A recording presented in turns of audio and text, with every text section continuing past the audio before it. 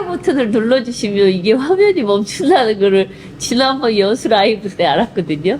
예. 자, 이게 멈출 때가 있어요. 그래서 제가 혹시 또 염려가 돼가지고 일단 녹화를 눌렀습니다.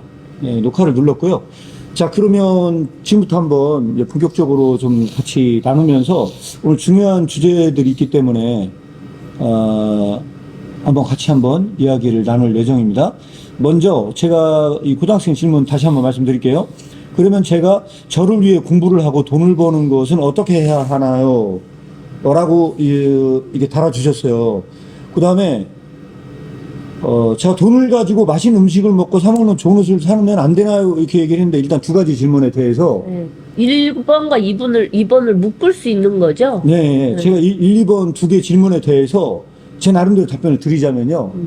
얼마든지 예, 자기 자신을 위해서 음식을 사 먹거나 좋은 옷을 입거나 집을 사는 것에 대해서 예, 안 된다고 말할 수는 없을 것 같아요.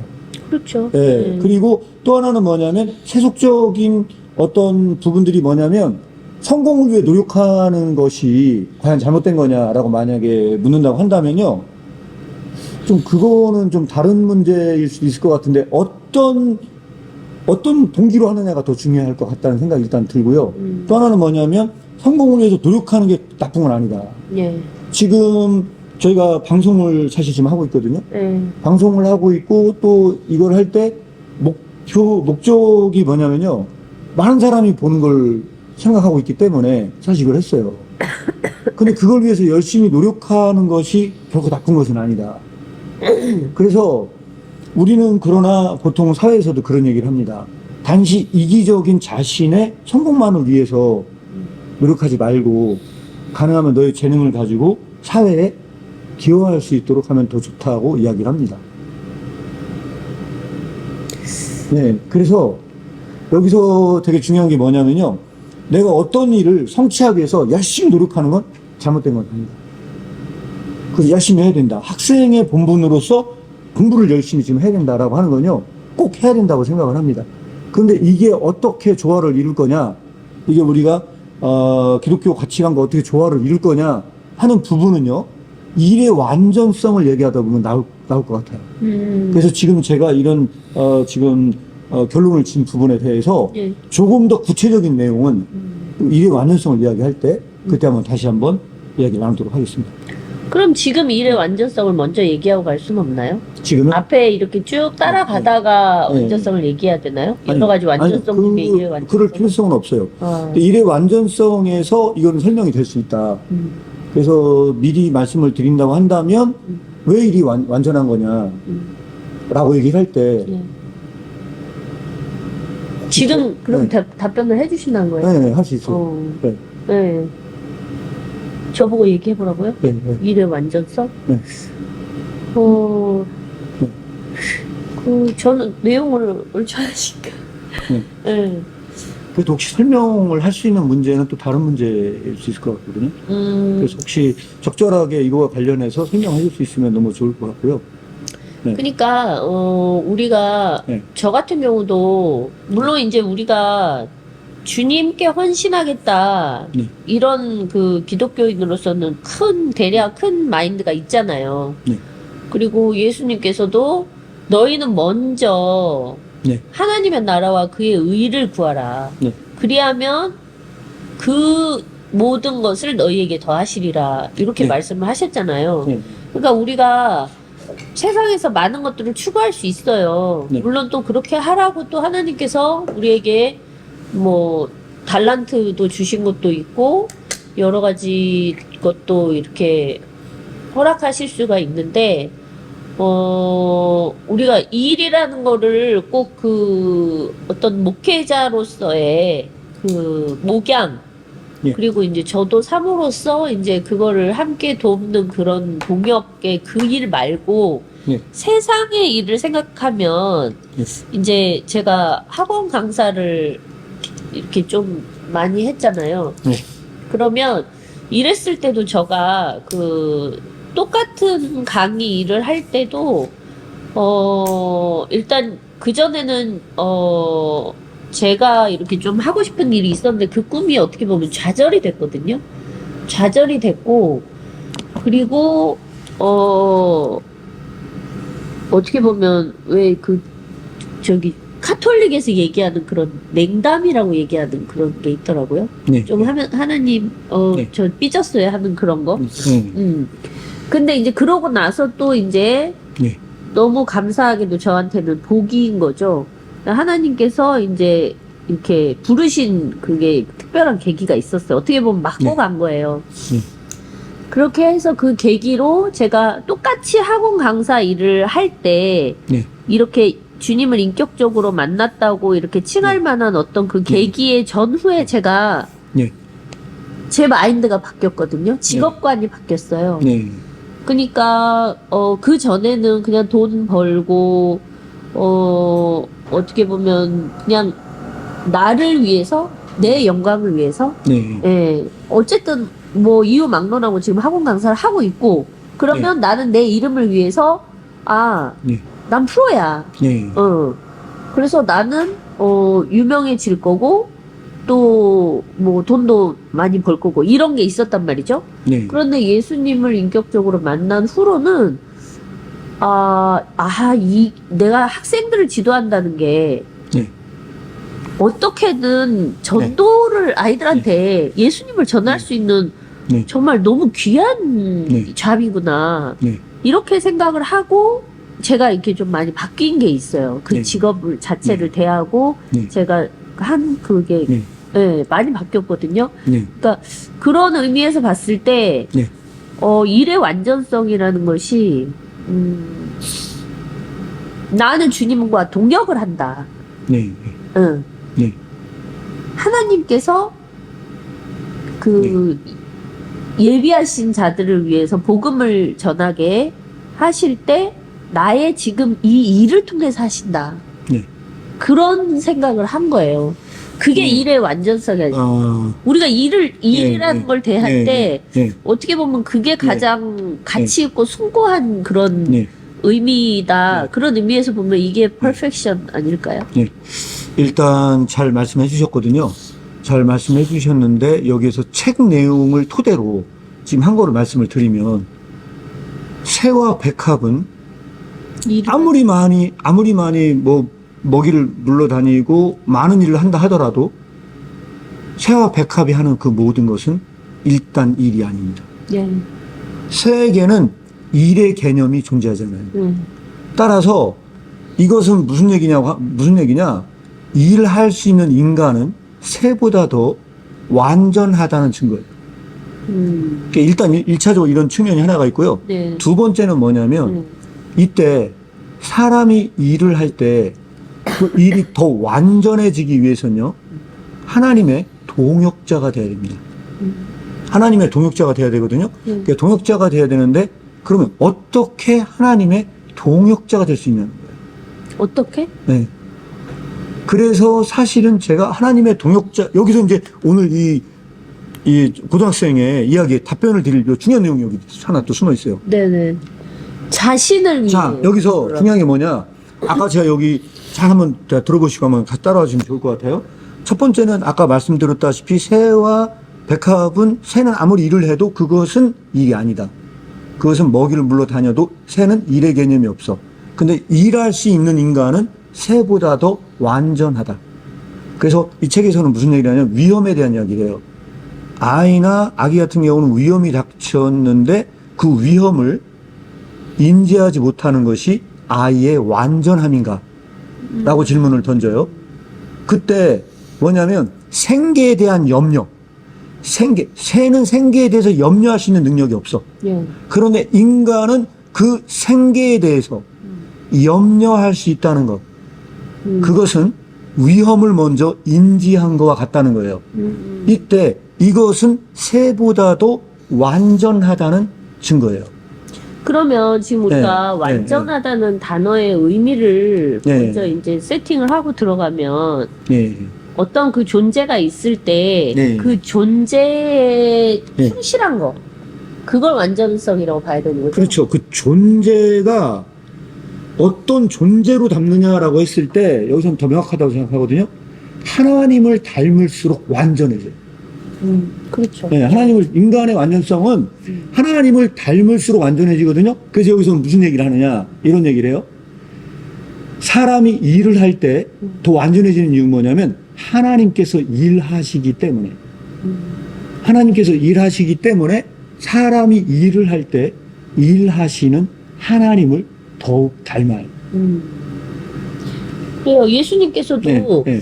그 안식일에 왜 네, 일하느냐, 네, 바리새인들이 그렇게 했을 때, 네. 내 아버지께서 일하시니까 네. 나도 일을 한다. 이렇게 네. 말씀하신 부분이 있잖아요. 예, 맞습니다. 그래서 여기서 이제 중요한 게 뭐냐면, 그래서 일하는 것은 안전함인데, 근데 일에 대한 염려도 완전함이에요.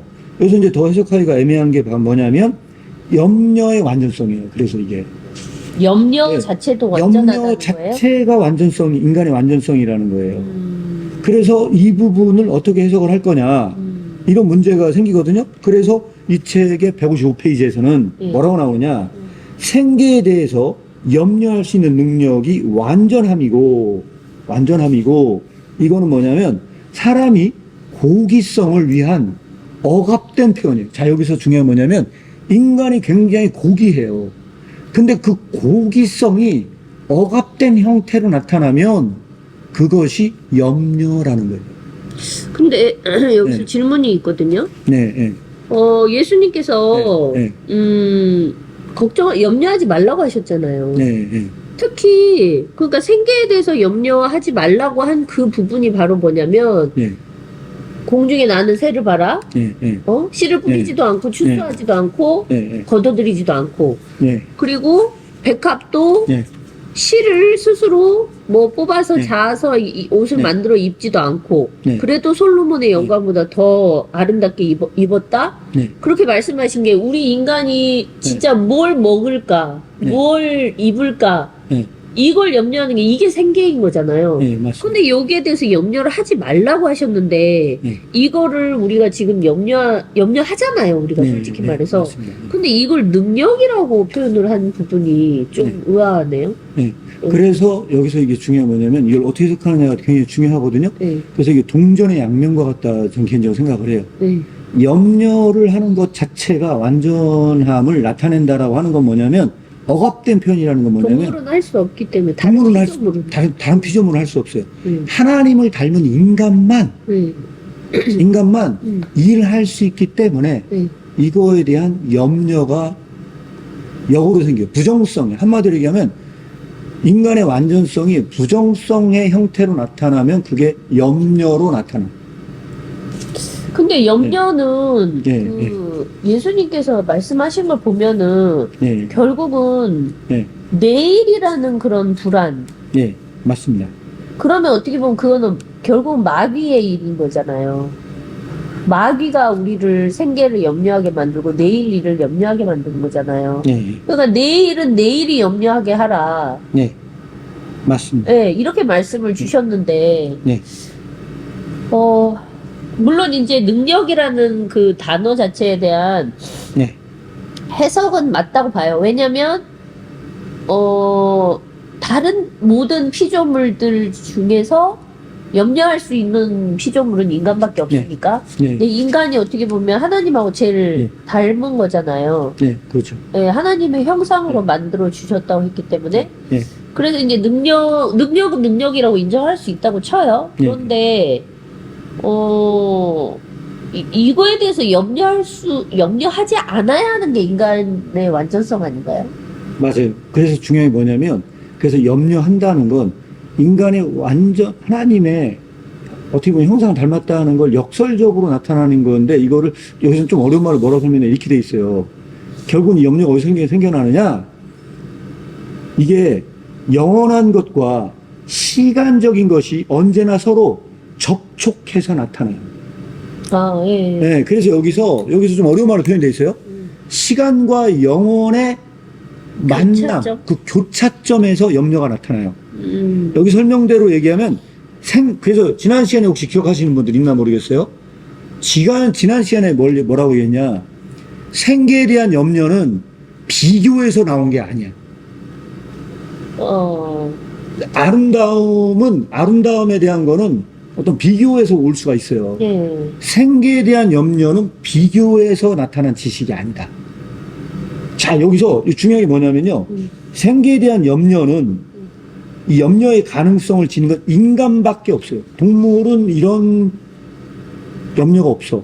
인간만 가지고 있는 능력인데 이건 영원한 것과 시간적인 것에 의식이 서로 접촉해서 생겨. 그런데 동물은 영혼에 대한 의식이 존재하지 않아요. 그렇죠. 영혼을 사모하는 마음이 인간 속에서만 나타나는데 여기선 그래서 뭐라고 설명을 하냐면 새가 아무리 멀리 날아가도 영원으로는 못 날아가죠. 영혼으로 날아갈 수는 없어. 예. 그렇게 멀리 못 가, 새는. 그러니까 인간만 영혼에 대한 의식이 있고 예. 그래서 이 새는 여기서 중요한 게 뭐냐면요. 의식의 도움으로 이렇게 설명을 해요. 자, 퀴즈입니다. 퀴즈. 의식의 도움으로 인간이 가장 넓은 지역을 여행한 새도 알지 못하는 세상을 발견해요. 자, 다시 한번 얘기를 할게요. 퀴즈. 의식의 도움으로 사람이 가장 넓은 지역을 여행한 새도 알지 못하는 세상을 발견하는데 이 세상은 어떤 세상일까요? 이게 질문입니다. 예. 지금 뭐 답을 올려주시길 기다려야 되는 거죠? 퀴즈를 자, 내서. 이건 진짜 어려운 퀴즈인데요. 이 책 읽은 분들은 알아맞힐 수가 있어요. 자, 다시 한번 말씀을 드리면요. 의식의 도움으로, 인간 어떤 커시언스니스 의식의 도움으로 사람은 가장 넓은 지역을 여행한 새도 알지 못하는 세상을 발견해요. 이 세상은 어떤 세상일까요?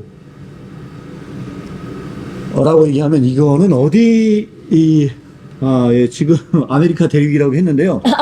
아메리카 대륙은 아니고요. 우리가 이응. 예, 이거는 공간적 의미는 아니에요. 사실은 이게 힌트예요. 공간적 의미는 아니에요. 공간적 의미는 아니고 이 새는 전혀 알 수 없는 가장 넓은 지역을 여행한 새도 알지 못하는 걸 의식의 도움으로 인간은 알게 되거든요. 자, 그러면 그때 이거는 한 키워드로 얘기하면 이게 이거예요. 근데 여기에서 새가 알지 못하는 염려가 발견돼요. 자, 여기서 새가 알지 못하는 염려가 발견이 돼요. 왜냐하면 새가 아무리 멀리 날아가고 아무리 먼 곳으로 날아가도 새는 여기로 날아갈 수는 없어요. 바로 이거를 이 넓은 대륙에서 인간이 이걸 발견한 거예요. 이걸 어딜까요? 아메리카. 예, 최성철님 꿈이라고 했는데요. 꿈도 틀린 말은 아닐 것 같아요. 이응 맞죠? 네? 이응. 두 자인데 초성 이응 맞죠? 이응은 아니에요. 이응은 아니거든요. 자, 여기서 이응은 아니고요. 아니에요? 아니었어요? 자, 정답을 일단 여기 말씀드리고 넘어가도록 하겠어요. 여기서 중요한 게 뭐냐? 새가 알지 못한 의식의 도움으로 자, 가장 넓은 지역을 여행한 새도 알지 못하는 세상을 발견했는데 그 세상은 네네네. 미래입니다. 미래. 네. 내일. 자, 미래를 발견했어, 인간은. 새는 몰라. 미래에 대해서 무지하거든요. 네. 그래서 여기서 뭐가 발견하냐면요. 염려가 들어와요. 미래를 아는 사람만 염려가 들어와요. 이 미래가 우리에게 가져다 준 게 뭐냐면 불확실성이기 때문에 가져다 줘요. 그래서 여기서 생기에 대한 염려가 들어와요. 그래서 이 주제는 사실은요, 오늘 이것만 갖고도 얘기를 하려면 긴 얘기이기 때문에 제가 여기서 다 얘기를 말씀 못 드리겠고, 근데 오늘 제가 여기서 다시 고등학생 질문으로 넘어갈게요. 자, 여기서 중요한 게 뭐냐면, 그런데 아까 이 질문에 대답이 되려면 아까 제가 뭐라고 얘기를 했냐면, 돈을 버는 거, 공부를 열심히 하는 거 해라. 돈 버는 활동 하는 거 열심히 해라고 제가 말씀을 드렸어요. 그리고 음식 사먹는 거 하라. 할 수 있는 노력을 다해서 성공할 수 있는 일을 해라. 제가 이렇게 얘기를 했어요. 했거든요. 근데 목적이 중요하다 하셨잖아요. 근데 여기서 중요한 게 뭐냐면, 그렇게 했어요. 근데 여기서 아까 제가 무슨 질문, 이게 뭐랑 관련이 있다고 생각하냐면, 저는, 아까 제가 관련 지는 질문이 이겁니다. 인간은 일을 해요. 근데 그 일이 완전해지려면, 어떻게 해야 하는지.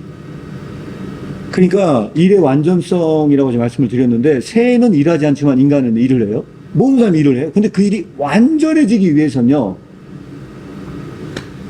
인간은 어떻게 해야 하는지가 여기에서 가장 중요하게 논의돼야 될 이 고등학생 질문에 대해서 논의해야 될 가장 중요한 부분이 바로 이 부분이라고 생각을 하는 거죠. 그러니까 두 가지 측면에서 제가 이 부분을 접근하려고 생각 중에 있습니다. 하나님과 동역해야 네. 된다는 그 얘기 아니었어요?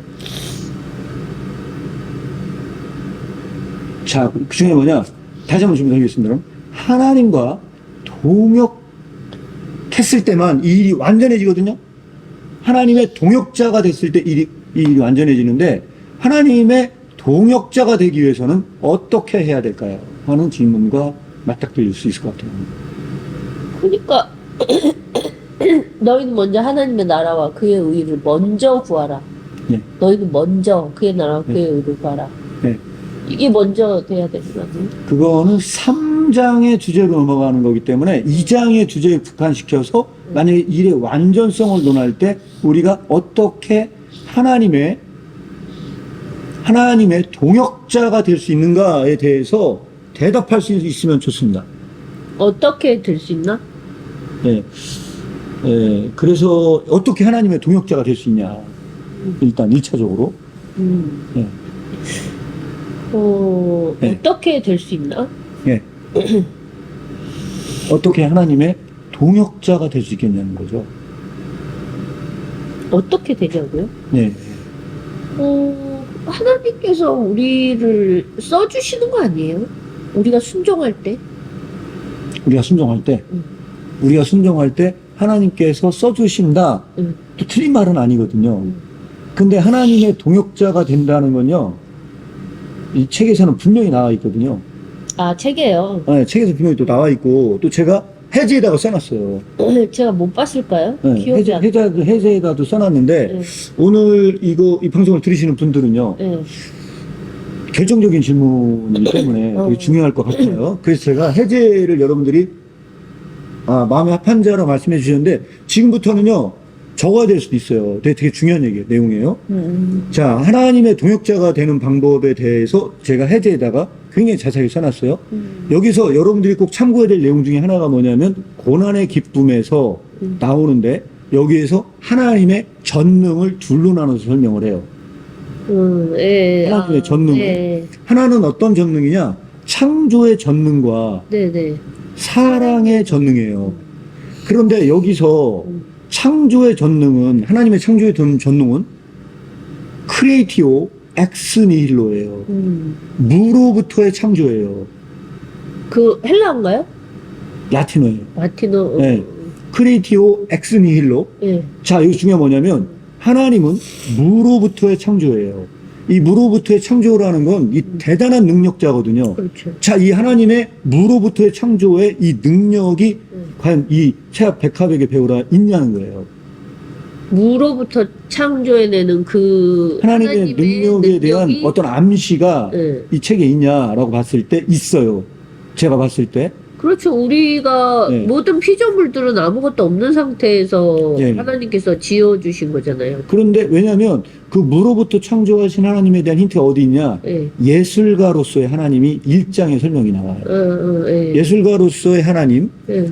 어떤 예술 작품을 만드는 그 하나님이 백합을 만드셨거든요. 그렇죠. 근데 그 백합의 아름다움이라고 하는 건요, 인간의 기교가 만든 아름다움은 상상을 초월할 만한 아름다움을 창조한 그 창조자예요. 그렇죠. 비교할 수도 없죠. 네, 그래서 여기서 창조의 전능에서 인간은 nothing이에요. 인간은 인간은 무예요, 무. 나스팅이다. 우리 존재 자체가 무라는 그렇죠. 얘기예요. 왜냐하면 인간 존재도 결국 무로부터 만들었기 때문에 네. 인간은 무와 같아요. 아무것도 아닌 것 같아요. 그래서 창조의 전등에서는 인간은 아무것도 아닌 존재예요.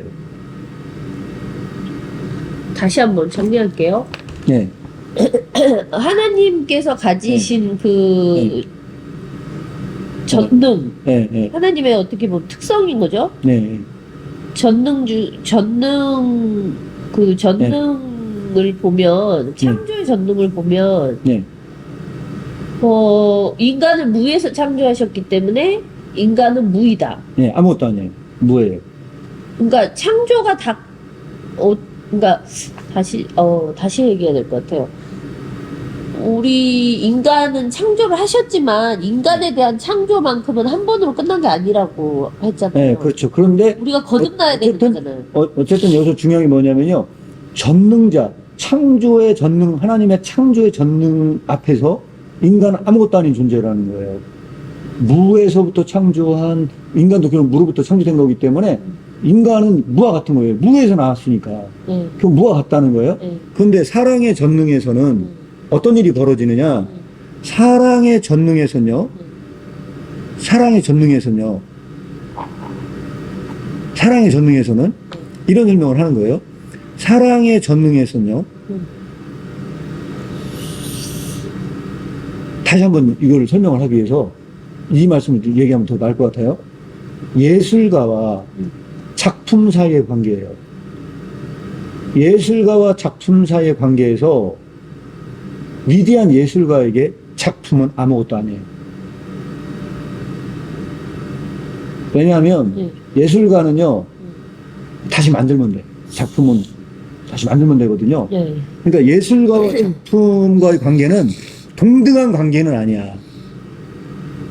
동등한 관계는 아니거든요. 네, 네. 그런데 여기서 중요한 게 뭐냐면 사랑의 전능에서는요, 아무것도 아닌 인간을 하나님과 동등된 입장에 놓고 일을 하시려 한다는 거예요. 그 예수님께서 우리한테 네. 이제부터는 내가 너희를 친구라 하리라. 예, 맞습니다. 그 말씀하고 네. 일맥상통한 거예요. 예, 일맥상통하는 거고 친구보다 더 높은 질. 그래서 제가 해지에다 뭐라고 예수님의 형제잖아요. 그래서 해지에다 뭐라고 써느냐? 크리스천에 대한 여러 가지 정체성이 있어요. 하나님의 종, 하나님의 친구, 그 다음에 가족 뭐 이런 얘기가 있는데 그 중에서 인간의 실존 중에서 가장 높은 실존을 말해라 그러면 그래서 저는 동역자라고 말해요. 왜 그러냐? 인간이 하나님의 동역자가 됐을 때 그는 하나님의 창조 사역에 동참한다고 얘기를 해요. 자, 여기서 그러면 인간은 하나님과 같은 지위를 갖는 거예요.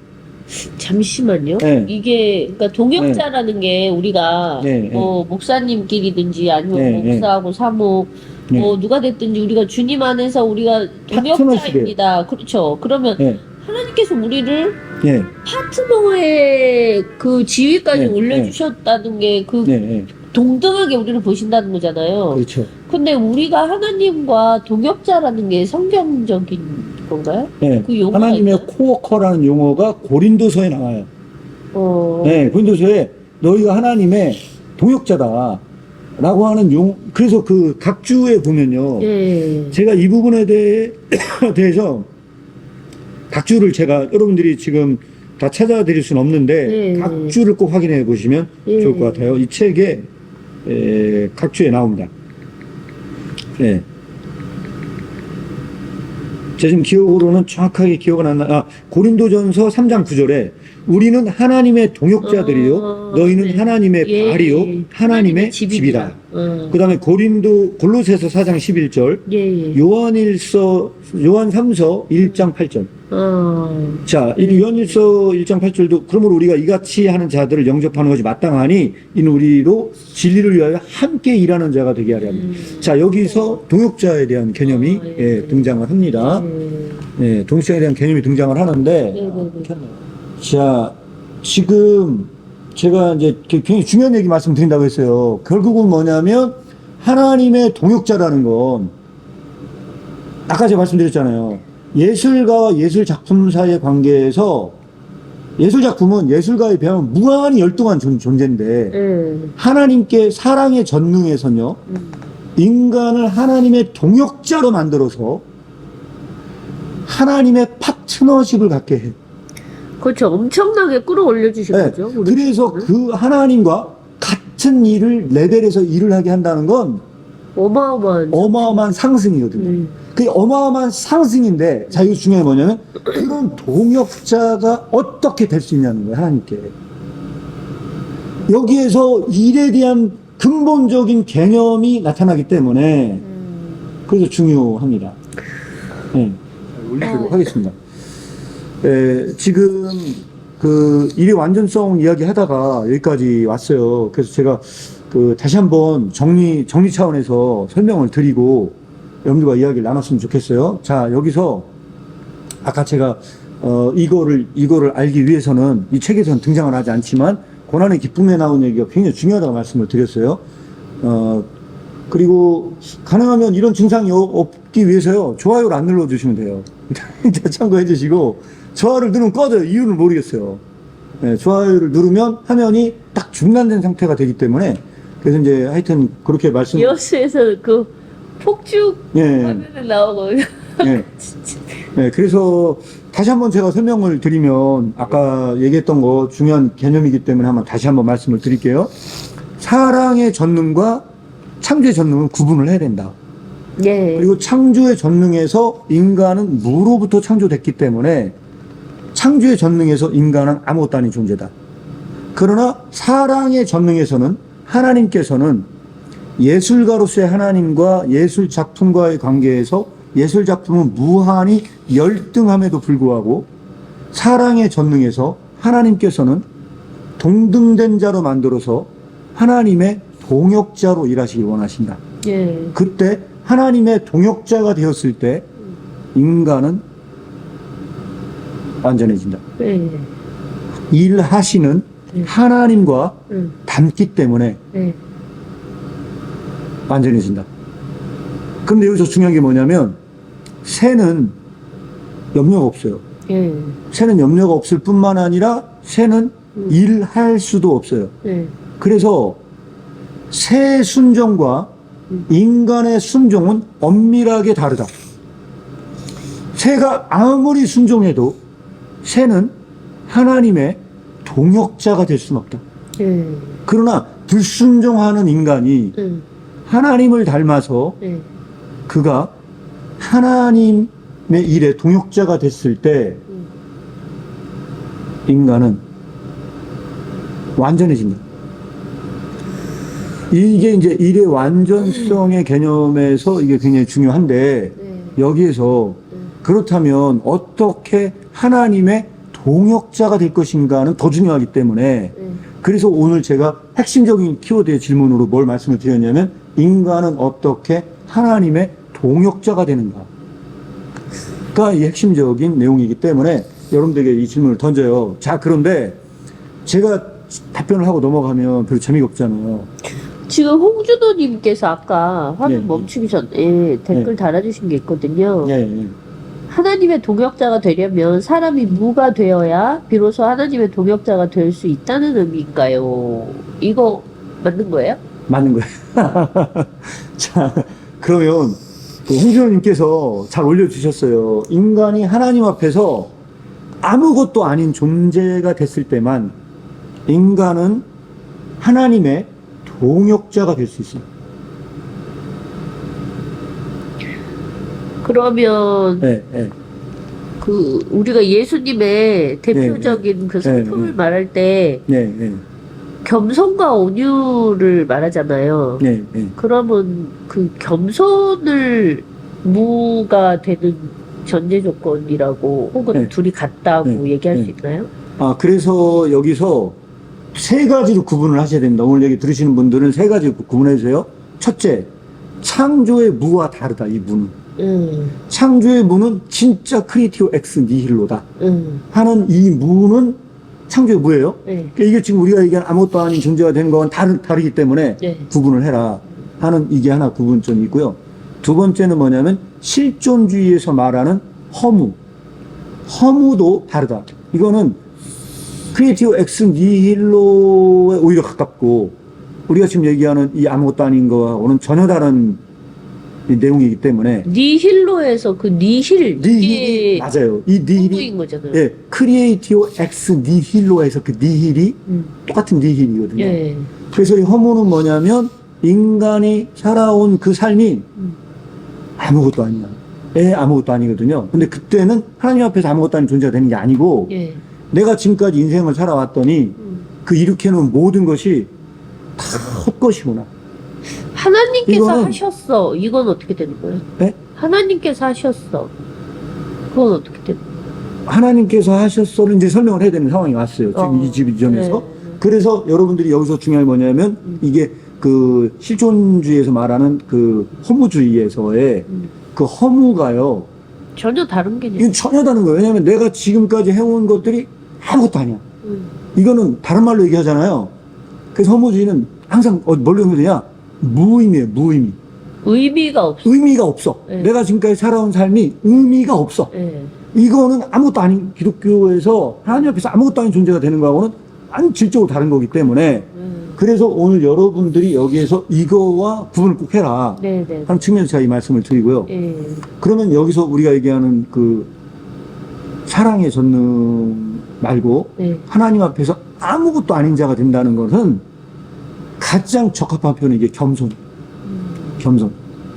자, 여기에서 제가 여기서 어떤 설명이 되느냐? 예. 여러분들에게 제가 말씀을 드리자면요. 오늘 고등학생 질문이 설명이 되는 거예요. 네. 어떤 거냐면 제가 저를 위해서 공부를 하고 돈을 버는 것이 어떻게 해야 하나요?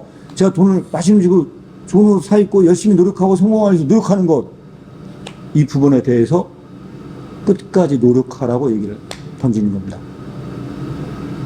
내가 근데 할 수 있는 여기서 네. 나를 위해 공부를 하고 돈 버는 것, 이 부분이 이제 네, 네. 누구를 위한 건지가 바뀌어야 되는 거 아닐까요? 예, 우리가 맞습니다. 기독교인으로서 산다는 게. 예, 맞습니다. 그래서 여기서 중요한 게 뭐냐면요. 나를 위해 공부를 해요. 네. 근데 여기서 나를 위해 한다는 건요. 예? 나를 위해 한다는 건 좀 생각해 볼 여지는 있어요. 그렇죠. 예, 왜냐면 이게 공부가 나를 위해 돈을 벌고 나를 위해 쓴다 하는 것은 가장 이기적인 어떻게 보면 행동이거든요. 근데 또 네, 질문이 네. 있는데요. 네. 그러면 그래요. 이제 나를 위해 살진 않을 거예요. 왜냐면 예수님께서 나를 위해서 네.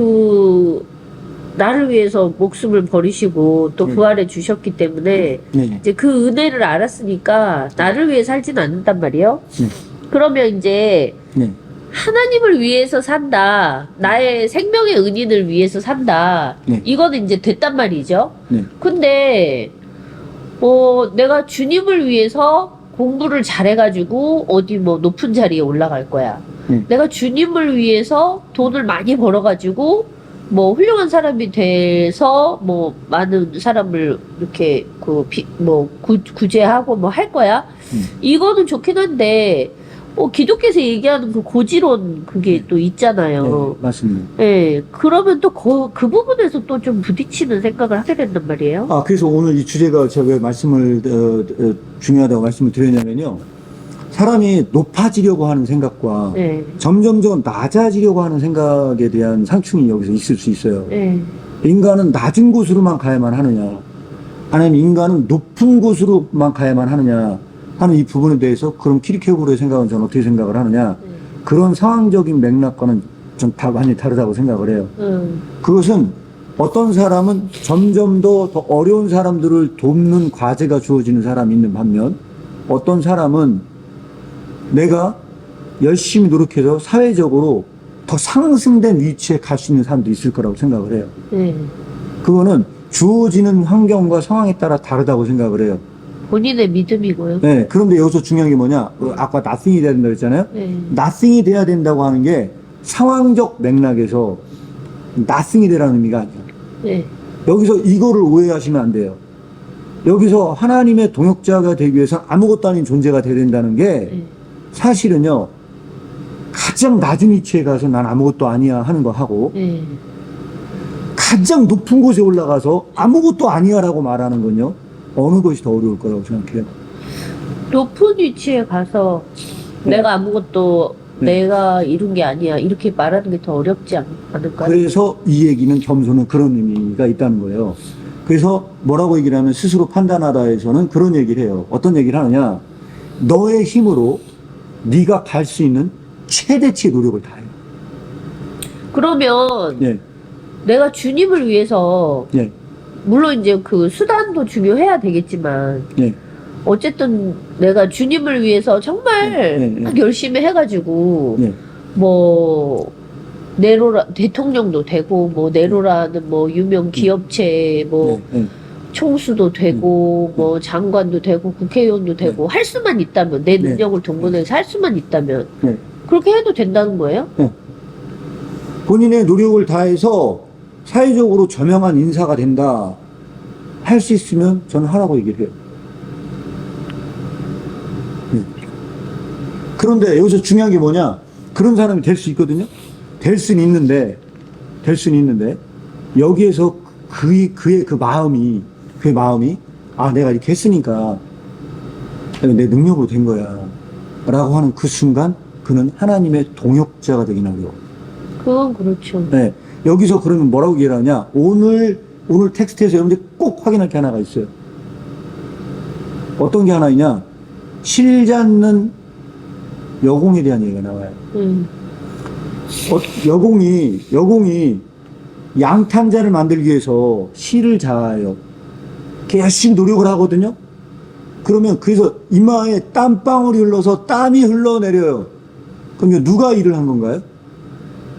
그 노동자가 일한 거죠. 이거는 그럴 가라 없습니다. 음. 이마에 땀방울이 흘러요. 그런데 일을 하고 있는 노동자는요, 여공은요, 누가 일을 하냐 물어보면요, 하나님이 일을 한대요. 근데 이게 말이 안 돼. 왜? 지금 일한 건 누가 일을 했냐? 노동자가 한 거죠. 노동자가 일을 했어요. 예. 노동자가 일을 했거든요. 예. 진짜 이마에 땀을 흘리기까지 하거든요. 예. 그런데 누가 일을 했냐 물어보면 예. 하나님께서 일을 했다고 얘기를 한다는 거예요. 진짜 그가 하나님의 동역자가 됐다면 그는 그런 고백을 한다는 거예요. 말이 안 되잖아요. 이게 어찌 된 건지 설명할 수 있어요? 오늘 이 설명이 바로 이 설명의 가장 결정적인 설명 중에 하나예요. 자, 혹시 여기에서 대답할 수 있는 분 있나요? 자, 여공이 일을 해요. 예. 실 잡는 일을 해요. 근데 이마에 땀을 흘리면서 일을 해요. 그럼에도 불구하고 이마에 땀을 흘리면서 일을 함에도 불구하고 그것은 여공이 일을 한 게 아니라는 거예요. 그건 본인의 고백이죠. 하나님께서 하셨다. 그것은 그렇죠. 하나님이 일을 하셨다는 거예요. 근데 그게 말이 되냐는 거예요. 이게 일반적인 생각이 이해가 안 되거든요. 왜? 진짜 일을 한 건 여공이 했는데 왜 여공이 일을 한 게 아니냐는 거예요. 이거에 대해서 혹시 설명할 수 있는 분 있으세요? 설명할 수 있는 분. 네. 내가 너를 돕겠다고 하셨잖아요. 네, 네. 내가 나의 의로운 오른팔로 너를 도우리라 말씀하셨기 때문에 네. 도와주셨다. 하나님께서 네. 도와주셨다. 그거를 이제 그 본인의 믿음으로 네. 내가 노력은 열심히 했지만 네. 하나님께서 네. 다 해주셨다. 이루어주셨다. 네, 네. 이런 의미가 아닐까요? 그런데 이거보다 제가 볼 때 더 고차원적인 의미가 있어요. 여기서는 중요한 게 뭐냐면 하나님이 도와주셨다가 아니야. 정말로 하나님 홀로 다 하셨다는 거예요. 여기서 중요한 뭐냐? 하나님이 홀로 다 하셨다는 거예요. 그 순간에 나는 뭐가 돼요? Nothing. Nothing. 그려지게 되는 거예요. 자, 여기서 중요한 뭐냐면요. 이 여공은요, 진짜 땀을 흘려요. 그럼에도 불구하고 이건 하나님이 하셨다는 거예요. 혼자. 난 한 게 없다는 거예요. 그래서 여기에서 이 사람은 여기서 아무것도 아닌 존재가 되는 거거든요. 네. 근데 이걸 설명할 수 있냐는 거예요. 자, 여기서 한번 설명을 들어보도록 하겠습니다. 올리셨나요? 자, 다영재님께서는 하나님의 동역자가 되면 염려를 가질 수 없다 이렇게 말씀해 주셨고, 최영수님께서는 양탕자를 만든 일로 도와주셨기 때문에 길을 만드는 이는 하나님이시기 때문에 이것도 명확한 답변 아니고요. 서철호님께서는 나는 아무것도 아니기 때문이라고 고백하기 때문이 아닐까요? 지금 여기서 결정적 설명은 나오진 않았어요. 자, 힌트 드리도록 하겠습니다. 힌트는 뭐냐면, 이 글에서는 이렇게 얘기를 해요. 전제가 하나 있어요. 하나님께서 일하시는 전제가 있어요. 내가 인간으로서 할 수 있는 최선의 노력을 다 할 때 아니에요? 인간이 먼저 일하지 않는 한 하나님은 일하시지 않는다.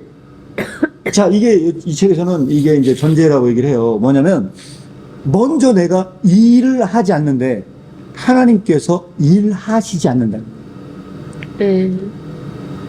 여기서 인간은 뭘 얘기를 하느냐? 인간은 최선의 노력을 다해서 그의 일을 할 때 대충 하는 게 아니야. 네. 내가 할 수 있는 한 최선의 노력을 해서 일을 할 때만 하나님께서 일하세요. 네. 그 우리 속담에도 네. 하늘은 스스로 돕는 자를 돕는다. 그러니까 네. 네가 노력을 먼저 했을 때 하늘도 너를 돕는다. 그런 뜻이잖아요. 네, 네. 이 좀 유사성이 있나요? 유사성이 있는데 제가 홀로 걸으라에서 무슨 얘기를 했냐면 네. 하늘은 스스로 돕는 자를 돕는다가 얼마나 왜 기독교적인가를 제가 설명했었어요. 비기독교적이라고요? 네, 네, 그래서 내가 제가 그때 그런 얘기를 했거든요. 하늘은 스스로 돕는 자를 돕는 게 아니고 하나님은 자기를 부인하는 자를 돕는다 이렇게 결론을 줬었어요. 네. 지금 여기도 지금 이 콘텐츠 안에서도 뭐가 들어가 있냐? 부인하는 내용이 들어가 있는 거예요. 네네. 사실은 뭐냐면 어떤 부인이냐? 일한 것은 내가 아니라는 부인이에요. 여기서 뭐가냐? 이게 나싱이고 어떤 겸손이 여기서 이제 내재되는 부분들이 있기 때문에 네네. 제 말씀을 드려요. 그래서 아까 다시 이제 이 고등학생 이 질문으로 네. 제가 가서 말씀을 드리면 제가 가지고서 할 수 있는 어떤 일을 하고 세속적인 성공을 이루려고 하는 그 모든 노력을 다 해라는 거예요. 노력하지 않는 게 아니고 노력을 하라는 거예요. 근데 그 결과는 하나님이 하실 거예요. 네네. 그 결과는 하나님이 하세요. 그런데 여기서 하나 걸리는 건 하나가 있어요. 나 자신을 위해서 이걸 할 거냐. 주님을 위해서. 만약에 이걸 한다라고 한다면요. 이 목적에 대한 부분은요. 네. 수정이 좀 필요한 것 같아요. 이 부분은요. 그렇죠. 이 부분 수정이 필요한 건데 어느 정도 수정이 필요하냐라고 만약 얘기를 한다면요. 상당히 수정이 필요할 수도 있어요. 오늘 다 얘기하는 긴 얘기고 네. 그런 생각이 들고요. 그 다음에 세 번째 질문까지도 넘어가 볼게요. 예쁘고 착한 이상적인 배우자를 쫓으면 안 되는 걸까요? 아까 얘기했다시피 이것도 맥락상 노력을 다 하라는 거예요. 하나님께서 해주시겠지만 가만히 있으면 안 온다. 열심히 노력해서 찾아라. 끝까지 찾아라. 저는 찾으라고 얘기해요. 네, 찾아서 그때만 하나님께서 일하신다. 근데 이거는 정말 할 얘기가 많은 것 같은데, 네. 배우자를 하나님께서 네. 예비하셨다. 네. 그런 얘기도 있고, 네. 예비하시는 건 없다. 네. 그냥 본인이 선택하는 거다. 근데 하나님께서 그걸 허락하신다. 저 같은 경우는 생각이 바뀐 케이스거든요. 네. 결혼 전에는 예비하셨다. 예비하신 네. 그 사람이 나타날 거다. 네. 제 앞에 이렇게 딱 갖다 주실 거라고 그렇게 다들 얘기를 네. 해줬어요. 네. 근데 결혼을 하고 보니까 이거는 내가 선택했고 하나님께서 허락하신 거다. 네. 이제 이런 걸로 변했거든요. 네. 그 목사님은 어떠신지? 저도 비슷해요. 그래서 중요한 뭐냐면 저는 애초부터 생각이 그래요. 배우자를 열심히 찾아라. 안 찾는데 나타나지 않는다. 그런데 중요한 건 뭐냐면 그렇게 열심히 찾아 나타난 사람에게는 반드시 고백이 나온다. 하나님이 하셨군요. 그러니까 이런 경우 있잖아요. 네. 그 사람이 이렇게 우리가 세상적으로 얘기할 때 네. 인연이 어디서 나타날지 모르니까 어른들이 네. 만나봐라 이렇게 얘기하잖아요. 네. 근데 만나지는 않고 결혼은 하려고 하고 하나님께서 예배하셨어. 주실 거야. 네. 내 앞에 갖다 주실 거야. 네. 이거는 저는 뭐라고 생각하냐면 이제 어떤 사람이 싫어해요. 되게 좀 뚱뚱해요. 근데 운동을 안 해요. 전혀 하지도 않고 먹는 거 조절하지도 않고 그런데 기도 제목만 내놔요.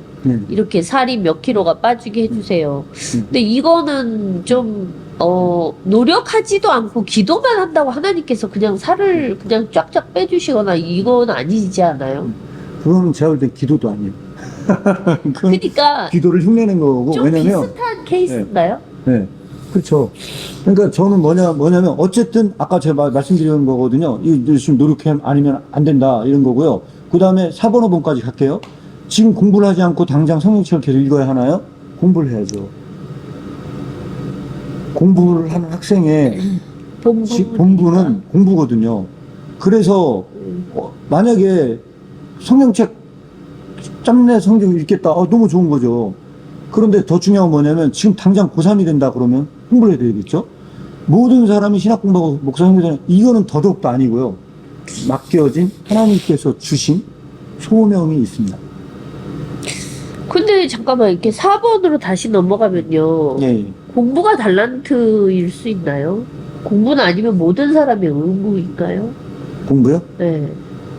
공부 그거는요, 자기는 하기 네. 싫어하던데 네. 부모님이 공부를 억지로 하라고 해서 한다. 네. 근데 나는 뭐 이거 뭐 베이스 뭐 기타 이런 거 연주자 되고 싶다. 네. 아니면 나는 뭐 그림을 그리고 싶다. 이런 학생들을 제가 지도하면서 좀 봤거든요. 네. 그런 경우에는 네. 그런 아이들한테도 만약에 그 애가 기독교인이라고 한다면 네. 너는 주님의 영광을 위해서 네. 너는 기타나 이런 거 할 게 아니고 무조건 학창 시절이니까 공부를 해야 해. 이렇게 네. 얘기해야 되나요? 공부가 꼭 수학영어 공부만 공부는 아니고요. 제가 볼 때 예체능도 공부거든요. 네, 그래서 그런 차원에서, 의미에서 공부라고요? 그런 의미에서 네. 이 공부는 다시 한번 생각해 볼 필요가 있고요. 네. 여기서 마지막 중요한 주제, 제 다 못 다뤘는데 오늘 네. 다 못 다뤘는데 오늘 결정적으로 다뤄야 될 질문이 하나가 있어요. 결정적으로 다뤄야 될 질문이 하나가 있는데 뭐가 있냐면요. 일의 완전성과 관련하여서 이 책에서 제가 해제해서 다루고 있는 게 있어요. 어떤 게 있냐? 일이 완전한 이유 중에 하나, 하나님께서 우리에게 일을 주신 이유에 대해서 제가 설명을 해놨어요. 아, 우리에게 일을 주신 이유. 네. 예. 새가 알지 못하는 일의 개념이 여기서 나와요. 새나 백합이 몰라. 모르는 일의 개념 중에 하나가 뭐냐면 아까 첫 번째 제가 말씀드렸어요. 동역의 개념이에요. 네네. 동역 개념인데 이 동역은 정복자가 되고 내가 세상에서 뛰어난 자가 돼서 하나님을 잡는 게 아니야.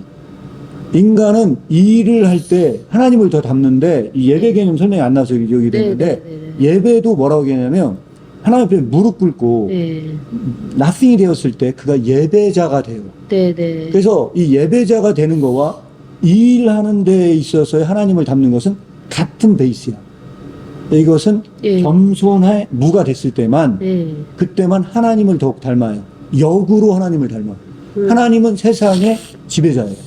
하나님은 세상의 주인이에요. 그런데 네. 세상의 주인을 닮는 방법은 네. 내가 nothing이 됐을 때만 네네. 그분을 닮아. 하나님만 높여드리고 나는 아무것도 아닌. 그렇죠. 그렇게 됐을 때만 하나님을 더욱 닮아요. 네. 그런데 정방향은 안 돼. 하나님이 세상의 주인이기 때문에 네네. 내가 만물의 영장이 돼야지 그 방향에서는 네. 하나님을 닮을 수가 없어요. 음. 그런데 여기서 중요한 게 뭐냐면 그래서 일의 완전성은 내가 아무것도 아니라고 하는 오직 그때만 하나님이 하셨다는 고백이 나와요. 그러니까 네. 제가 스스로 네. 무익한 종입니다. 맞습니다. 이렇게 그렇게 됐을 때 내가 하나님의 동역자가 되는데 그때 하나님께서 이 일을 허락하신 이유가 있대요. 이게 마지막 오늘의 과제의 마지막 질문입니다. 자, 예배자의 아름다움에 대해서도 말씀 부탁드립니다. 이렇게 말씀을 드렸는데 제가 오늘 설명을 사실 뒤부터 하다 보니까 설명 못하고 넘어왔어요. 네네네. 간단하게만 설명을 드릴게요. 이것도 예배에 대해서는 킬케고르는 이게 명확한 부분이 하나 있어요. 그래서 이게 결론적인 얘기예요. 이거 꼭 알고 넘어가시면 되게 좋은데 어떤 거냐면 아까 첫 번째 생각을 설명을 다 안 했거든요. 네. 첫 번째 생각과 관련이 있어요. 네. 이 책은 첫 번째 생각이 명확하게 뭔지가 잘 안 나와요. 그래서 여러분들이 이 책을 읽을 때 첫 번째 생각은 꼭 여러분들이 머릿속에 딱 넣어줘야 돼요. 첫 번째 생각 이퀄 창세기 1장에 나와 있는 생각이에요. 창세기 1장에 뭡니까? 사람은 하나님의 형상대로 창조했다는 이야기예요. 네. 그래서 제가 해제에다가 이 부분에 대한 건 자세히 실었기 때문에 네. 여러분들이 꼭 해제를 보시면 될 것 같고 네. 그럼 여기에 두 가지 중요한 게 하나 있어요. 네. 첫째, 인간은 하나님의 형상대로 만들어졌다는 게 하나가 있고요. 네. 둘째는 뭐가 있느냐? 둘째는 네. 땅을 정복하고 다스리라는 게 있어요. 네. 자, 여기서 킬케고르에게서는 가장 중요한 게 뭐냐면 땅을 정복하고 다스리는 것은 네. 부차적인 문제야. 하나님의 형상대로 창조되었다고 하는 인간의 이 부분은요, 너무너무 중요한데, 중요한 거는 땅을 정복하고 다스리라는 이 문화 명령에 매여서, 네. 이 하나님의 형상을 닮았다고 하는 이 과제를 수행하는 게 얼마나 중요한지 간과가 되었다는 거예요. 기독교에서.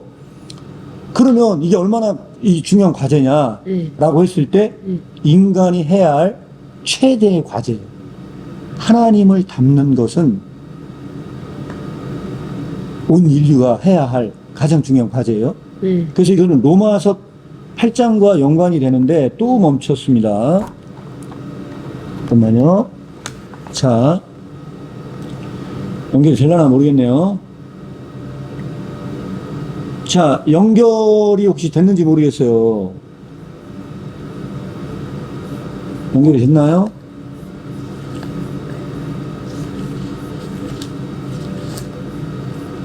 자.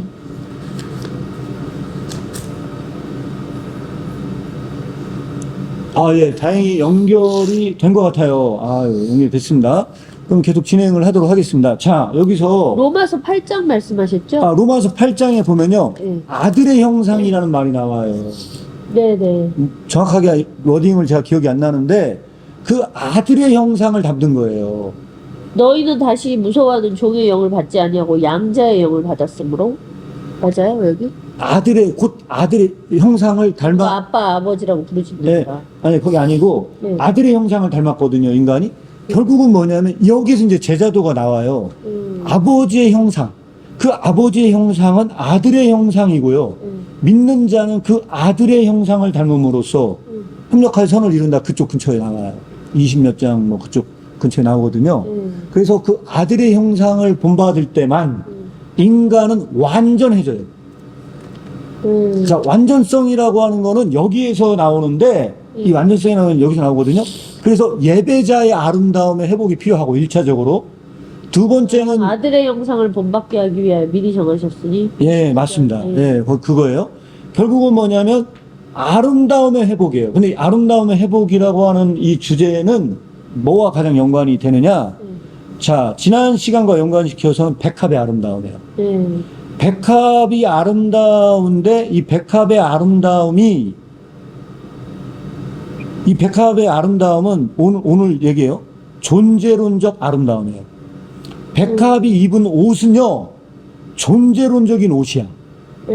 따라서 여기서 중요한 게 뭐냐면, 그런데 백합은 하나님을 닮진 않았어. 그러니까 인간은 하나님을 닮았어. 그러니까 하나님을 닮은 인간은 훨씬 더 아름다워요. 백합보다 더 아름답거든요. 그런데 오늘 이거는 모순이야. 왜 모순이냐? 솔로몬의 입은 옷보다 백합이 더 아름답다고 얘기를 하면 인간보다 백합이 더 아름다운 것처럼 보여서요. 솔로몬의 옷보다 아름답다고. 그렇죠. 그래서 여기서 중요한 게 뭐냐면, 아까 존재론적인 옷이라고 얘기한 이유가 백합은 그 존재론적인 옷이고 벗어던질 수 없는 존재 자체의 아름다움이라면 인간이 하나님의 형상을 닮아서 백합보다 더 아름답다는 건 솔로몬의 입은 인위적인 옷. 솔로몬은 권력자의 상징이고 인간이 올라갈 수 있는 가장 최대치의 인간의 상징이라면 그 정복자 정신으로서의 그 솔로몬이 그 옷을 벗을 때만 인간은 아름다워져요. 인간은 아름다워져요. 불렀네. 자, 다시 한번 연결을 했습니다.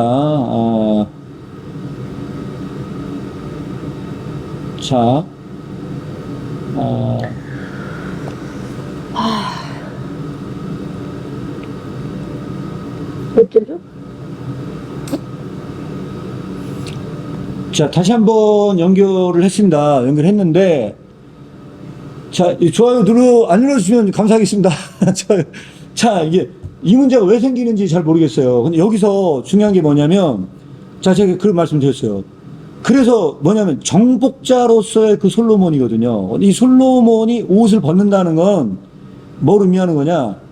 하나님 앞에서 오직 이 창조의 주인은 하나님 한 분밖에 없다는 걸 고백하고 그가 무릎 꿇는 자가 됐을 때만 네네. 아름다움은 회복된다고 얘기를 해요. 이 책은. 네네. 인간은 그때만 아름다움이 회복이 돼요. 자, 이게 뭐냐? 이걸 뭐라 부르느냐? 이걸 뭐라 부르는지 아시는데? 이 책에서는 이거를요, 뭐라 불러요? 직립보행을 하는 인간이 떳떳이 서서 로드 오브 크리에이션, 인간은 만물의 영장이라고 하는 데서 하나님을 담는 게 아니고 창조의 주인은 오직 하나님 한 분밖에 없다는 것. 그래서 인간이 만물의 주인으로 창조된 인간이 하나님 앞에서 오직 하나님만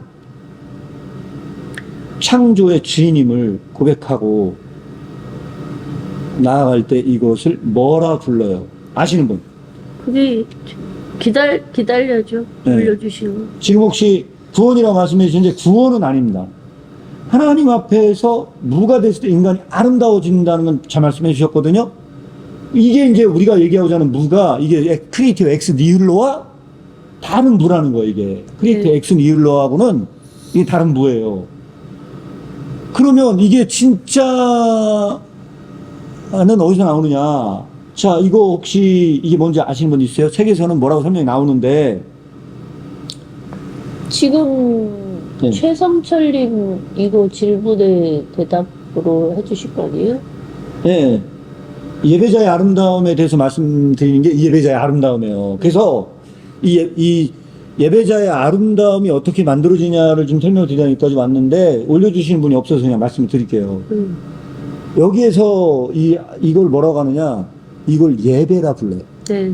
그래서 이 책은 뭐라고 얘기하냐면 예배란 창조의 주인, 만물의 영장인 인간이 솔로몬의 그 옷을 벗고 무릎 꿇고 하나님만이 주인이심을 고백할 때만 예배하는 자리에 돌아가고 그때 예배자의 아름다움은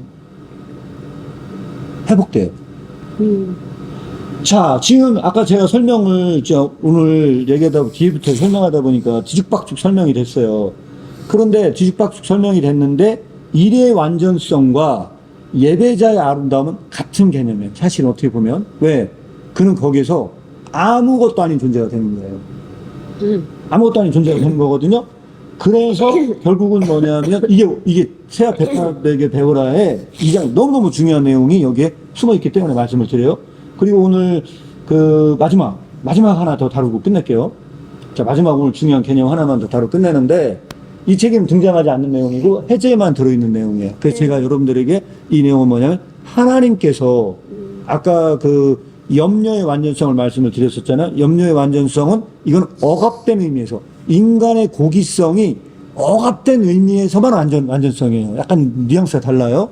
근데 여기서 더 중요한 건 뭐냐면 인간 일의 완전성이거든요. 인간이 언제 일을 통해서 완전해지느냐라고 할 때 하나님의 동역자가 됨으로써 완전해진다고 했고 하나님의 동역자가 되려면 인간은 하나님 앞에서 누가 돼야 된다.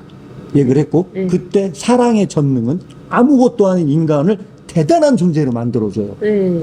아무것도 아닌 인간을 대단한 존재로 만드는데 그 대단한 존재로 만드는 그 하나님의 전능을 일컬어서 우리는 그걸 뭐라고 부른다? 사랑의 전능이다. 이렇게 설명을 하는 거예요. 그 사랑의 전능이라 말씀을 드리는 거고 그때 인간은 완전해지는데 그때 하나님께서 세계도 허락하지 않은 일을 하나님께서 허락하신 이유가 뭐냐는 거예요. 자, 하나님께서는 세계도 허락하지 않은 일을 허락했어요. 그래서 우리는 많은 사람들이 놀고 싶어요. 아유, 일 좀 그만했으면 좋겠다고 얘기를 해요. 그런데 여기서는 그런 개념이 아니에요. 아유, 일 좀 그만했으면 좀 쉬고 싶어. 아마 여기 계신 분들 중에서도 이 방송을 들으시는 분들 중에 아, 나 일 그만하고 쉬고 싶어요. 이런 분들이 분명히 있을 수 있을 것 같아요. 이제 그런데 여기에서 왜 하나님께서는 일을 주셨느냐? 설명할 수 있는 분 있어요? 왜 이를 주셨느냐? 설명할 수 있는 분.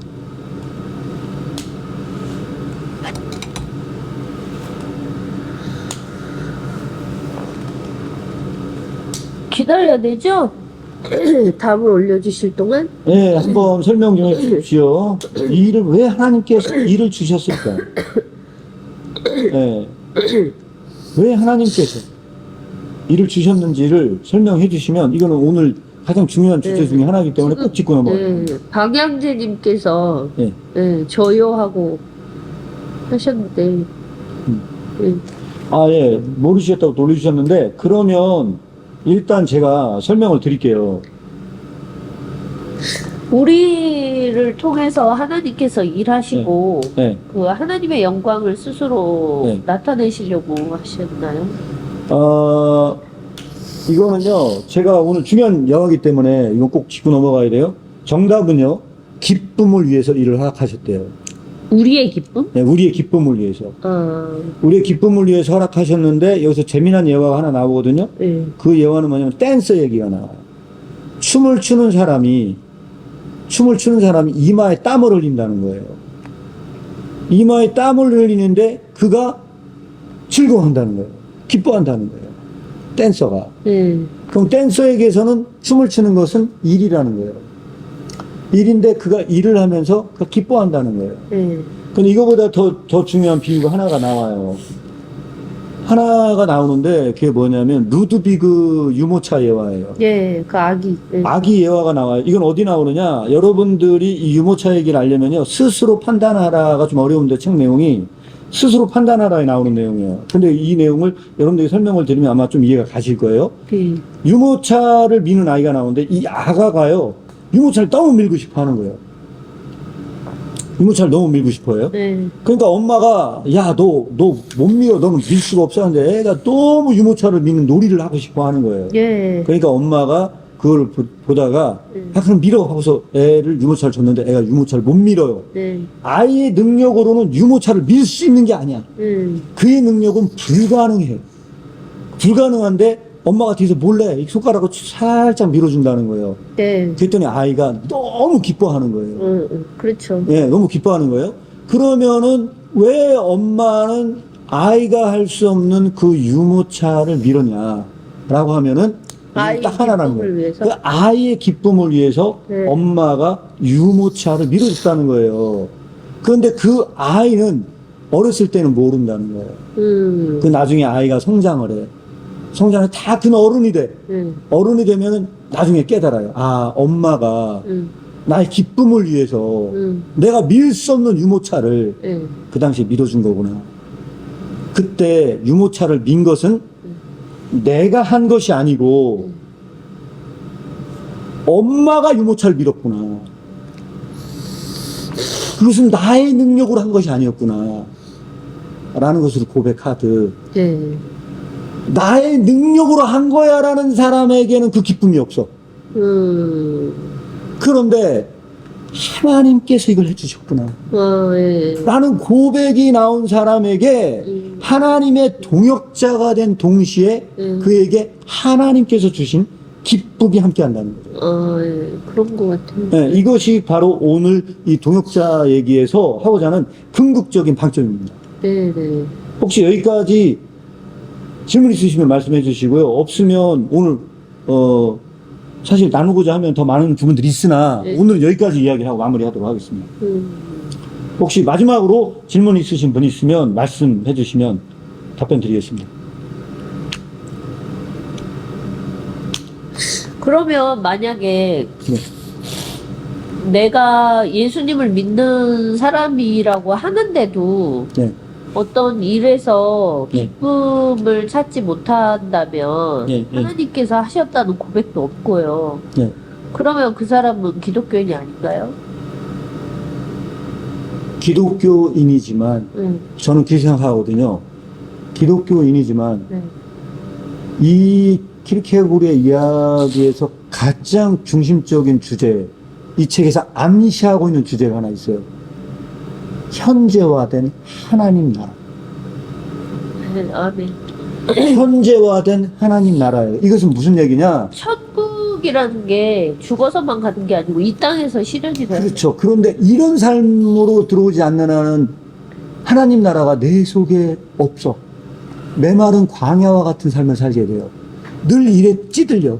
그런데 네가 어떤 패러다임 전환이 오는데 그것은 뭐냐면 이와 같은 삶을 살 때만 그의 그 과제 안에서 기뻐할 수 있다는 거죠. 이 세상에서 하나님 나라가 실현된 거예요. 그렇게 해석되어 있는 거 생각을 해요. 근데 네. 우리가 이 일이라고 하면 예. 돈을 벌어야 되는 거 아니에요? 돈을 못 버는데 그걸 일이라고 할 수 있어요?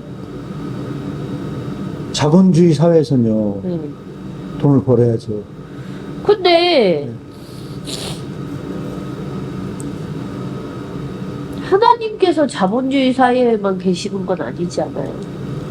그렇죠. 좀 질문도 하나 들어왔는데 아, 예, 질문. 잠깐만 네. 질문 한번 받아볼게요. 네. 일단 홍준호님께서 하나님의 형상이므로 하나님을 본받아 닮게 하려는 것 아닌가요? 이렇게 해주셨고요. 일에 대한 구체성은 각자의 직업인가요? 라고 말씀해 주셨어요. 일에 대한 구체성 각자의 직업인가요? 라고 했는데요. 자, 여기서 중요한 게 하나 있어요. 중요한 질문 해주셨어요. 이번에 새로 나오는, 이번 주에 나오는 책이 있어요. 여기에 일과 소명에 대한 주제가 있어요. 일과 소명에 대한 주제가 있는데, 그냥 지금 하고 있는 일 자체가 하나님의 소명이라는 확신이 없잖아요. 그러면 이게 좀 문제가 있다고 생각을 해요. 이거는 한번 나중에 그 책 나오면 또 이거 구체적으로 두 분은 나누도록 하면 좋을 것 같고요. 왕현주님께서 보수 없는 열정페이의 일을 강요당하는 것, 그것이 직장에서 강요해서 어쩔 수 없이 하는 것, 또는 기쁨을 위해서라고 볼 수 있나요? 라고 얘기를 했는데, 열정페이에 대해서는요, 당연히 이거는 열정페이는 노동력 착취 아니에요? 노동력 착취죠. 이거 노동력 착취를. 그러면 네. 그 회사를 그만둬야 되는 거예요? 네, 이거는 저는 개인적으로 당연히 이거 노동력 착취죠. 열정페이. 왜냐면 쉽게 얘기하면 이게 가장 안 좋은 표현으로 얘기를 하면 이용하고 팽 시키는 것밖에 안 될 수 있거든요. 그러니까 그러면 네. 요즘같이 직장도 네. 잡기 어려운 시대에 네. 내가 이 일을 하는데 내가 이용당하는 것 같고 네. 기쁨이 없고 네. 하나님의 동역자로 내가 생각하고 아무리 하려고 해도 이게 잘 안 돼요. 그럼 내가 마음이 너무 현실도 어렵지만 마음도 너무 무너지잖아요. 네. 네. 이렇게 진정한 그리스도인이라면 이 일을 하는 동안 네. 나한테 기쁨이 있어야 된다. 그건 하나님께서 주신 거기 때문에. 네. 이렇게 프레임을 딱 짜놓고 들어가서 보면 거기에서 자유롭지 못한 사람이 있을 수 있잖아요. 네. 예를 들면 이제 제가 돈이 없으니까 네. 뭐 어디 생산직이라도 들어갔다고 했잖아요. 네. 그러면 네. 거기 가면 뭐 콜센터 잠깐씩 다닐 때도 그랬지만 네. 아무리 노력해가지고 하나님께서 나를 통해서 여기에서 일을 하실 거야 네. 이렇게 생각을 하려고 해도 그 좀 실은 너무 어렵거든요. 네. 그냥 거기는 정말 목구멍에 풀칠을 하기 위해서 다녀야만 하는 그런 일이란 말이에요. 네. 기쁨이 없어요. 네. 그래서 이제 그러다가 보니까 결국 뭐 건강도 상하기도 하고 뭐 이런저런 이유로 해서 금방 그만두게 되고 막 이렇게 네. 얘기는 했지만 네. 근데 정말 너무 어렵다면 네. 그렇게 다녀야 되잖아요. 네. 현실에서 어떤 기쁨도 네. 없고 보람도 없고 네. 그러면 이 땅 가운데서 내가 천국에 사는 그런 감사함도 없고 그런 소망도 없다. 네. 그럼 그게 전부 내 문제인 거예요? 내가 정신적으로 문제가 있는 거예요? 내가 주님을 인격적으로 잘 못 만났고 그런 건가요? 굉장히 중요한 질문을 해주셨는데요. 당연히 그런 건 아니고요. 분명히 사회 병리 현상이 분명히 존재합니다. 사회 병리 현상이 분명히 존재하는데 그런 거에 비하면 그렇지 않은 약해서 오는 굉장히 어려움들이 분명히 존재한다고 생각을 해요. 이럴 때 열정페이 이런 건 어떻게 해야 되냐는 네, 거죠. 그래서- 이렇게 어려운 시기에 그만두지 못해요. 당장에 내가 부양해야 될 가족이 있고 카드값은 나가야 되고 마음의 기쁨도 전혀 없고 하나님께서 하셨어 하고 영광도 올리지도 못하는데 계속 다녀야 되는 게 맞냐는 거죠. 그래서 저는 뭐 저도 원치 않는 일들을 많이 했었거든요. 여기 앉아 계신 분들도 지금 질문한 제 아내와 똑같은 생각을 다 하실 거예요. 저도 마찬가지거든요. 왜냐하면 원치 않는 일들을 제가 많이 했어요. 이유는 뭐냐면 생계를 유지하기 위해서 원치 않는 일들을 많이 하게 되는 그런 부분들이 있거든요. 그래서 여기서 가장 중요한 것 중에 하나가 뭐냐면 저는 소명이라고 생각을 해요. 내가 이 일이 아니면 진짜 안 됩니다 하는 그 일을 일단 1차적으로 찾아라. 그때 저는 이 사회에서 가장 중요한 것 중에 하나가 뭐냐면 그거를 했을 때만 어려움을 극복할 수 있으리라 생각이 들어요. 만약에 진짜 이건 진짜 하나님이 나에게 부여한 소명이다라고 하는 그 확신이 안 생기면 그 일 자체는 견디기 어렵다고 생각을 하거든요. 그래서 가장 중요한 거는 그런 진짜 내가 아니면 안 될 일을 찾는 게 가장 중요하고요. 1차적으로. 두 번째는 그런 상황이 왔을 때 열정페이를 강요하는 그런 사회 집단이 있을 수 있어요. 있을 때 그거를 감당하고 그거를 변화시킬 수 있는 능력은 소명을 가진 자에게서만 나타난다고 생각을 해요. 만약에 근데 이게 아무리 생각해봐도 내가 이건 내 일이 아니야 라고 생각이 들면요, 당연히 그런 사회 구성에서는요 당장 그만두고 나와야 되는 게 정상이고요. 만약에 그게 내가 진짜 소명이라고 한다면요, 그 사회, 그 병리적인 사회를요 변화시켜야 할 막중한 사명도 있다고 생각해요. 그렇게 따지면 네. 우리나라 정말 무지막지하게 이제 네. 노동력 착취를 하던 그때 네. 전태일, 그 아름다운 청년 전태일 있잖아요. 네. 그분이 이제 그런 일을 하셨던 것 같은데, 네. 그거는 너무 드문 케이스고. 네. 근데 또 이런 경우가 있어요. 지금 아까 네. 누구죠? 고등학생이 질문한 것 중에, 그러면 모든 사람은 다 신학을 하고 목사를 하고 해야 되나요? 이렇게 질문을 했잖아요. 네. 대체 보면 사람들이 하나님께서 부르셨다 나를. 네. 그렇게 하다가 멀쩡한 직장 다 때려치우고 네. 갑자기 신학을 하고 네. 전도사를 하겠다, 목사를 하겠다, 이제 네. 그런 경우가 많이 있거든요. 솔직히 네. 말해서 네. 주위에서도 많이 보고요. 그런데 이제 모르겠어요. 결혼 전에 이제 그랬다고 한다면 어쨌든 뭐 사전에 협의하에 이제 그런 거를 받아들이겠다고 하고 결혼을 했을지 모르겠지만, 결혼을 이제 여자 입장에서는 네. 배우자의 직장을 보고 결혼을 한단 말이에요. 네. 왜냐면 이제 자식을 키우고 이렇게 해야 되니까. 네.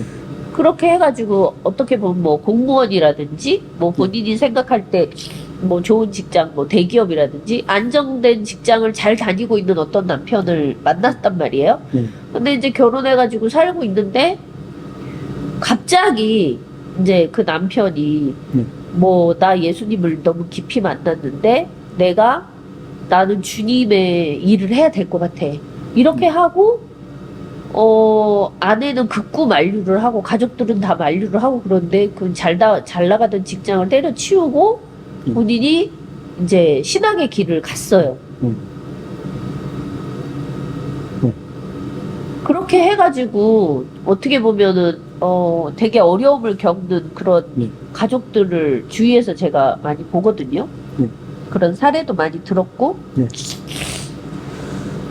그렇게 됐을 때 물론 이제 본인한테는 소명이라는 그런 의식이 있고, 나 하나님께서 부르셨어. 난 그전에 내가 세상 일을 할 때 전혀 기쁨이 없었는데 내가 지금 돈을 하나도 못 벌지만 난 너무 기쁨이 있어. 이렇게 할 수 있어야 본인은 만족하고. 왜 그 직업 만족도에서 그 목사님들이 되게 높은 1위인지 2위인지 했잖아요. 그런데 어떻게 보면 이제 만약에 뭐 아내도 자식들도 어느 정도 커가지고 자기네 뭐 직장 뭐 앞가림을 할 수 있을지 모르겠으나 어린 자녀들이 있고 이제 앞으로 돈 들 일만 있는데 세상적으로 봤을 때는 예. 근데 그거를 하나님께서 알아서 해주시겠지 이렇게 하고 하나님께서 책임져 주실 거야 이렇게 하고 나 몰라라 하고 예. 그냥 이렇게 어떻게 보면 처자식을 내팽개친다고 할까요? 예. 내가 더 이상 너희들한테 뭐 학비 대주지 않을 거야 생활비 대주지 않을 거야 이런 케이스 분명히 있었단 말이에요 있단 말이에요 네. 아 그러면 그 아내하고 자녀들은 오히려 시험에 들지 않나요? 저는 그 경우이면 그럴 것 같은데 여기 지금 굉장히 중요한 얘기 말씀해 주셨는데요. 저는 개인적으로 하나님께서 그런 소명을 주는데 그 가족들과 어떤 관계에서 그게 주어지느냐에 대한 부분들은요. 저는 독단적으로 가족들을 내팽개치고 할 정도로 할 만큼 하나님께서 그런 환경을 주시느냐. 제가 그거에 대해서 명확하게 말씀을 드릴 수는 없을 것 같아요. 1차적으로. 왜냐면 사람들이 주어진 환경이 다르기 때문에. 그런데 하나님께서 그런 어떤 가야 될 길을 공동체에 있다고 한다면요. 적어도 하나의 과제가 하나 필요하다고 생각을 해요. 그 길을 가려고 하는 사람은 적어도 아내나 아이들에게 어느 정도 합의를 끌어낼 만큼의 노력도 없이 그냥 한다는 건 좀 무책임한 행동 같고요. 저도 명확하게 그 부분에 대해서는 답을 드릴 수는 없겠으나 오늘 같은 시대에 중요한 거는 하나가 있다고 생각을 해요. 어떤 거냐? 교회는 갈수록 적어질 거고요. 이중직은 늘어날 거예요. 그걸 감안해서 직장도 정리를 해야 되지 않나. 진짜 소명이 아니다 그러면 직장을 정리를 해야 되겠지만 하나님께서 주어진 소명 따라 가야 되지 않나 저는 개인적으로 생각을 하고 명쾌한 답변은 아닐지라도 그렇게 생각이 듭니다. 그리고 홍준호님께서 일과 소명이 아차한 순간에 이원론에 빠지게 쉽고 정말 소명인지 그것이 현실을 체험하기엔 너무 어렵습니다. 맞습니다. 정확하게 이게 진짜 확신 있게 딱 할 수 있냐 그러기가 쉽지가 않거든요. 그래서 그런 부분들에 대한 주제는요 제가 마음의 청결 나오면 소명 문제가 있으니까 그때 다시 한번 나누도록 하겠습니다. 최성철님께서 에덴 동산에서는 선악이 분별함이 필요 없었듯이 하나님과의 믿음이라는 단어는 필요 없었을 것 같습니다. 그러나 선악과를 먹음으로써 죄를 지었으나 가죽으로 우리의 치부를 가려주신 것과 같이 말세의 세상을 살아갈 때 하나님께서 믿음을 주신 것은 크나큰 은혜가 아닐 수 없으며 믿는 자들에게 일에 대한 영적인 능력을 더해주신 은혜의 충만함이 아닐까 생각합니다. 네, 좋은 글을 올려주셨습니다. 자, 여기까지 대략 이제 질문도 어느 정도 올려주신 것 같습니다. 오늘 이 주제는요, 한 요 정도만 일단 나누도록 하겠습니다. 혹시 뭐 더 하실 말씀 있으신가요? 좀 너무 어렵네요. 네, 오늘 나눈 그 이야기는요, 굉장히 이상적인 얘기일 수도 있어요. 그렇게 우리 얘기는 이상적인 얘기일 수도 있는데, 우리의 현실과 접목시켜서 하려면요, 명확한 건 없고, 혼란스러운 것이 많이 있는 것도 사실입니다. 그러나, 그래도 어떤 방향성은 좀 제시하지 않았나, 이런 생각이 들고요. 결론은 본인의 믿음인 것 같아요. 믿음은 누가 이렇게 객관적으로 재단할 수 있는 게 아니잖아요. 결국 나중에 그 판단도 하나님께서 하실 거고. 예, 오늘 이렇게 방송 좀 이렇게 어수선한 상황에서도 끝까지 남아서 시청해 주신 분들 너무너무 감사드립니다. 그리고 참고로 오늘 지난주에는 제가 혼자 하다 보니까 방송 진행이 너무 어려웠는데 오늘 제 아내가 와서 같이 도와주니까 저는 사실 되게 수월했습니다. 전 뭐 늦게까지 경청해 주신 모든 분들께 진심으로 감사드리고요. 공지 하나 먼저 올리고 했으면 좋겠습니다. 일단 당장 다음 주는요 진행이 좀 어려울 것 같아요. 진행이 어려울 것 같은데 25일입니다. 월요일 아, 그렇군요. 네, 25일입니다. 아, 예, 그래서 예. 당장은 다음 주 진행이 어렵고요. 또 하나는 제가 사실 그 매주 하기가 너무너무 부담이 돼요.